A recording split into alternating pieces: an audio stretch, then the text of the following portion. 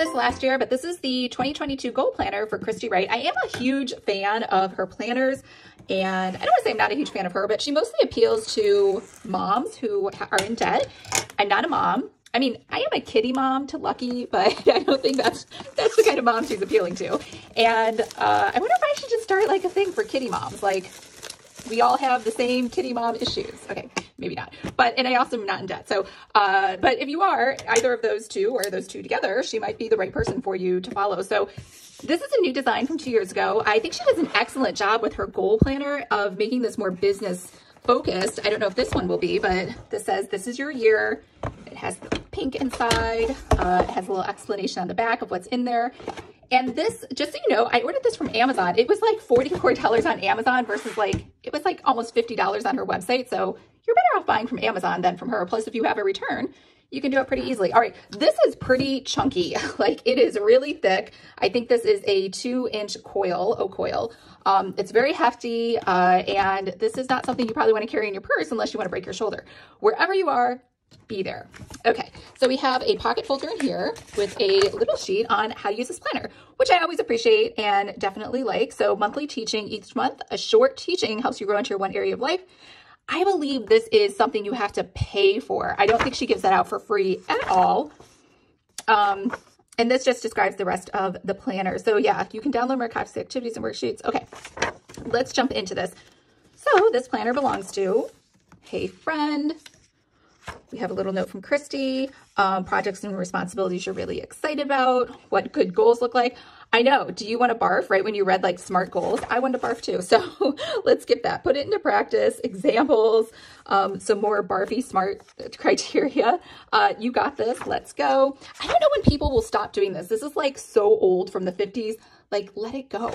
But anyways, otherwise, everything looks pretty. Nothing can be done without hope and confidence, Helen Keller.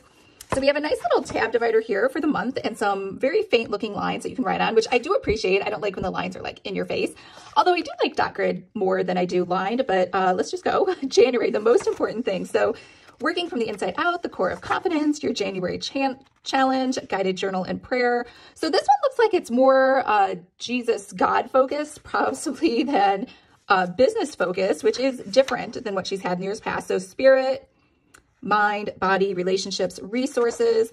And then we have a 2-page spread for January. This is pretty close to the coil, which is massively huge. I don't know if she was really worried about margins. I feel like she could have moved this out and put that margin over here. It would have been a little easier to write just because this coil is so huge and it's such a thick book. All right, so we have a Bible quote here. We have some space here to write some goals. And then we have it's kind of like a vertical planner. It looks like you can write down appointments that you have. You can do your to-do list for the day, what you're grateful for the week, your top 3 goals for the week, things I'm doing this week for my self-care, my family, my dream, and then a quote here from Stephen Covey.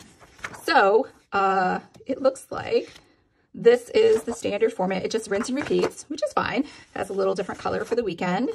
And monthly review, reflect on January, and remember the word. So again, really, really biblical. And we have the goal planner, another quote for February, tab divider just like before. We have a start with your spirit.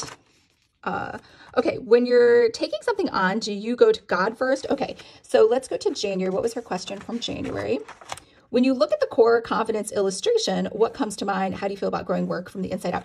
So this was like core confidence, guided journaling and prayer. So this looks like she has totally abandoned helping businesses, which is fine. That's her prerogative. And this is now just very much your favorite, your favorite scriptures. This is just a Bible book for planning for people who are really into faith. So huge deviation from what it was 2 years ago. Again, I skipped last year, so I'm not even sure what it looks like.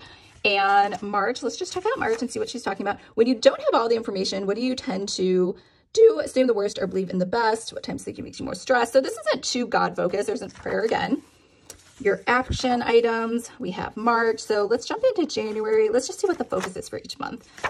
And how does it feel to think of your body as your friend? So it looks like she has each quarter kind of color coded for the tabs. So we have a light blue. We have the hot pink for these 3 months, like a medium blue, and then a super, super dark royal blue for the last 3. But where was I? We were going through each month to see like what her focus is. Summer kickoff and check-in. Removing some of the goals you set in January. Okay, so that's okay.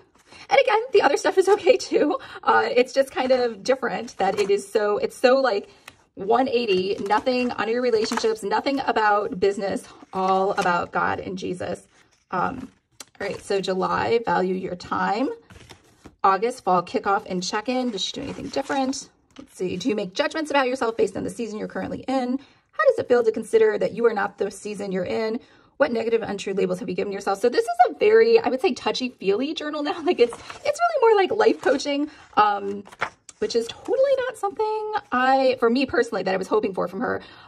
So I love the business part. I guess, I mean, clearly I don't follow her at all. So I didn't realize that she's made this big shift. Value your money. What's stressful for life when it comes to money? How do you feel about budgeting? And then October is protect your energy. November is balancing it all. And December is celebrating success. So again, I think, this is a huge deviation from what I was expecting. Clearly, I didn't read any of the description. I just thought it would be another awesome business focus planner. So again, nothing wrong with this planner. It's chipboard, has cute, corner tab protectors like Romans 15:13.